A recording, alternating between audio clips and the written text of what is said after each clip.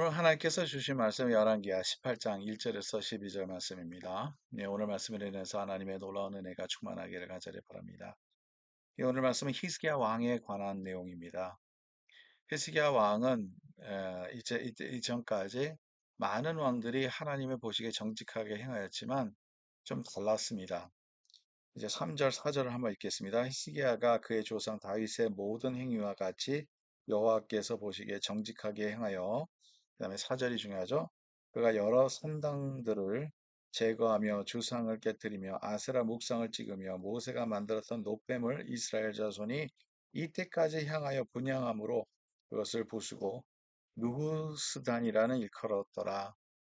이 내용은 이제 다른 점이 뭐냐면, 이때까지 하나님의 보시기에 정직하게 행하였지만 상당들을 제거하지 못했던 많은 왕들과 달리 이 히스기야는 그 상당들을 제거했었던 것이죠.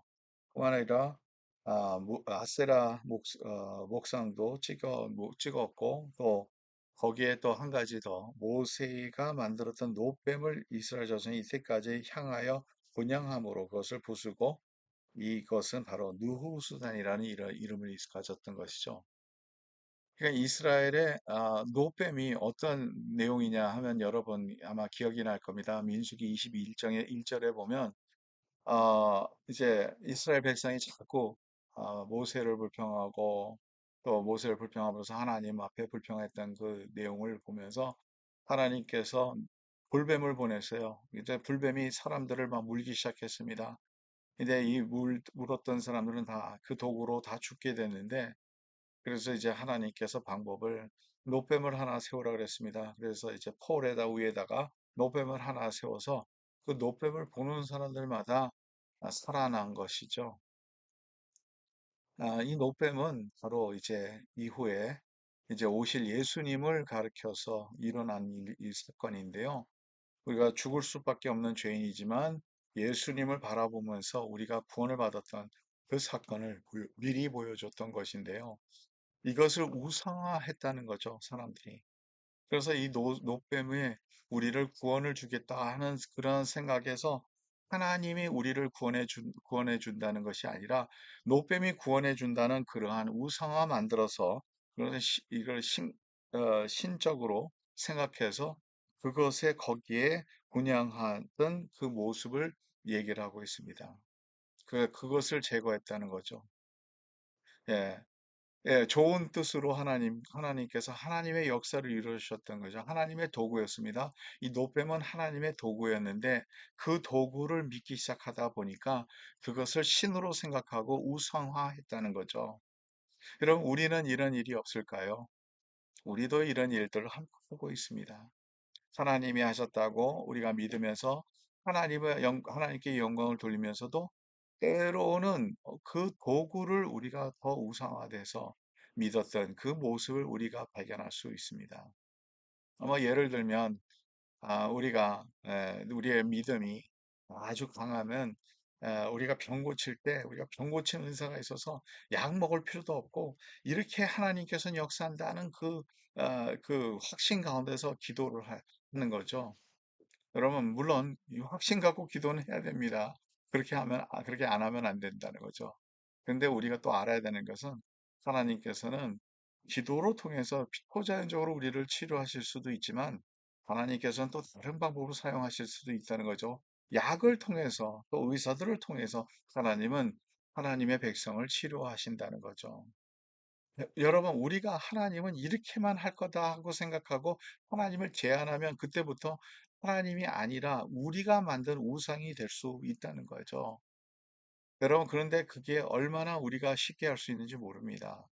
우리가 교회 생활하다 보면 이것이 올바른 것이다, 이렇게 해야 된다, 이런 방법이 꼭 맞다 생각할 때, 그것만 고집할 때 그것도 우리에게 우상화할 수 있다는 거죠. 하나님은 하나님의 여러 방법으로, 하나님은 여러 방법과 또 여러 사람들, 도구들을 쓰시는 분이에요. 보세요. 하나님께서는 언제나 한 방법으로만 사람들을 치유하지 않습니다. 예. 이런 사람들은 이렇게 치료하시죠. 예. 하나님께서 이제 속용한 사람을 치료하실 때 침에다가 이제 흙을 묻혀서 눈을 발라주고 치료하신 사람도 있고요. 다른 거 없이 내가 원하노니 내가 너의 깨끗함을 받으라 해서 예수님께서 그냥 만져주셔서 치료하시는 사람들도 있고요. 예수님의 방법은 치료하는 방법은 여러 방법이라는 거죠. 그래서 우리는 하나님을 우리의 생각으로 하나님을 제한할 수 없다는 거예요. 언제나 우리는 그래서 하나님의 방법을 우리는 선택해야 되는 거죠. 우상화되면 안 된다는 거예요.